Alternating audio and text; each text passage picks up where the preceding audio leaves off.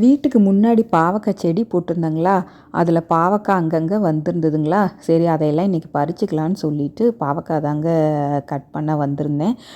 பக்கத்தில் செடி இருக்கிறனால அந்த கொடி ஃபுல்லாக அந்த செடியில் படர்ந்துருச்சுங்க. அதனால் பாவக்காய் எங்கே இருக்குதுன்னே கண்டுபிடிக்க முடியல. ஸோ முன்னாடி இருக்கிற பாவக்காயெல்லாம் மட்டும் கட் பண்ணி எடுத்துக்கிட்டேங்க. முன்னாடி சட்டியில் வந்து வெண்டைக்காய் செடியும் போட்டிருந்தாங்களா, அதுலேயும் ஒரு 4-5 வெண்டைக்காய் வந்திருந்ததுங்க. ஸோ எல்லாத்தையும் பறிச்சுட்டு கையோடு சமைச்சிடலாம் அப்படின்ட்டு பாவக்காயை நல்லா வறுத்தரலான்ட்டு சமைக்கவும் ஆரம்பிச்சிட்டேங்க. அப்போவே பறித்து அப்போவே சமைச்சனால பாவக்காயில் கொஞ்சம் கூட கசப்பே இல்லைங்க.